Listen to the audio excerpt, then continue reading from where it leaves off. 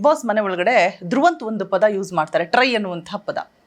ಈ last week ಅಲ್ಲಿ ರಾಶಿ ಅವ್ರ ವಿಚಾರವಾಗಿ ಒಂದು ಹೆಣ್ಮಗಳು ಯಾರ ಜೊತೆ ಕಂಫರ್ಟೇಬಲ್ ಝೋನ್ ಇರುತ್ತೆ, ಬಿಕಾಸ್ ಅದು ಆಟ ಬಿಗ್ ಮನೆಯಲ್ಲಿ. ಇವಾಗ ಒಂದ್ ವಾರ ನಿಮ್ ಜೊತೆ ಚೆನ್ನಾಗಿರ್ಬೋದು, ಆಮೇಲೆ ಏನೋ ವಿಚಾರಕ್ಕೆ ಕ್ಲಾಶಸ್ ಬರ್ಬೋದು, ಮತ್ತೆ ಇನ್ನೊಬ್ರು ಜೊತೆ ಕಂಫರ್ಟೇಬಲ್ ಝೋನ್ ಸಿಗ್ಬೋದು. ಬಟ್ ಆ ವಿಚಾರಕ್ಕೆ ಅವರು ಟ್ರೈ ಅಂತ ಬಳಸಿದಂತಹ ವರ್ಡ್ ಎಷ್ಟು ಸರಿ ಅಂತ ಹೇಳ್ಬಿಟ್ಟು. ಹೌದು, ನಾನು ಅದನ್ನ ಕೇಳೋಣ ಅನ್ಕೊಂಡಿದ್ದೆ, ಅದೇ ವಾರ ಆಚೆ ಬಂದ್ಬಿಟ್ಟೆ. ನಾನು ಟ್ರೈ ಮಾಡೋಣ ಅನ್ಕೊಂಡಿದ್ದೆ, ಅದು ವಿಚಾರವಾಗಿ ಕೇಳೋಣ, ಅವ್ನು ಬಾಯ್ ಬಿಡ್ಸಾನೆ ಹೆಂಗಾರು ಟ್ರೈ ಮಾಡಿ ಅಂತ.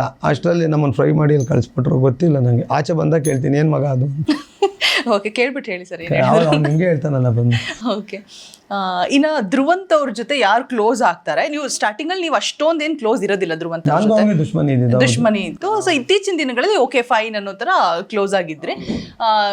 ಗಿಲ್ಲಿ ಅವರು ಎಲ್ರಿಗೂ ಟಾಂಗ್ ಕೊಡೋದ್ರಲ್ಲಿ ಎತ್ತಿದ ಕೈ. ಅವ್ರೊಂದು ಮಾತು ಹೇಳ್ತಾರೆ, ಧ್ರುವಂತ್ ಅವ್ರ ಜೊತೆ ಯಾರ್ಯಾರು ಕ್ಲೋಸ್ ಆಗ್ತಾರೆ ಅವರೆಲ್ಲರೂ ಕೂಡ ಆಚೆ ಹೋಗ್ತಾರೆ ಅಂತ ಹೇಳ್ಬಿಟ್ಟು. ಸೊ ಅದೆಲ್ಲೋ ಒಂದ್ ಕಡೆ ಸತ್ಯ ಆಗ್ತಿದ್ಯಾ ಪ್ರತಿ ವಾರನೂ ಕೂಡ? ಹೋಗ್ಲಿ ಬಿಡಿ, ಒಳ್ಳೇದು. ಆ ಥರದವ್ರು ಒಬ್ರು ಇದ್ರೆ ಬಿಗ್ ಬಾಸ್ ಮನೇಲಿ ಪ್ರತಿ ವಾರ ಒಬ್ರು ಹೋದ್ರೆ ಹೋಗೋದೇ ಅದು ಆಟ ಅಲ್ವಾ, ಎಲ್ರಿಗೂ ಮೋಕ್ಷ ಕೊಟ್ಟು ಕಳಿಸ್ಲಿ. ಪಾಪ ಧ್ರುವನೇ ಗೆಲ್ಲಿ ಅಥವಾ ಗಿಲ್ಲಿ ಹೇಳ್ದಂಗೆ ಸೇರೋ ಗಿಲ್ಲಿನೇ ಗೆಲ್ಲಿ ಇರ್ಬೋದು. ಇನ್ನು ರಕ್ಷಿತಾ ಅವರ ವಿಚಾರಕ್ಕೆ ಬಂದರೆ, ಓಕೆ ಚೆನ್ನಾಗಿ ಆಟ ಆಡ್ತಾ ಇದ್ದಾರೆ, ಒಳ್ಳೆ ಮಾತುಗಾರ್ತಿ, ತಪ್ಪಿದ ಕಡೆ ತಲೆ ಬಾಗ್ತಾರೆ, ತಪ್ಪಿಲ್ಲ ಅಂದ ಕಡೆ ವಾದ ಮಾಡೋದಕ್ಕೂ ಸೈ.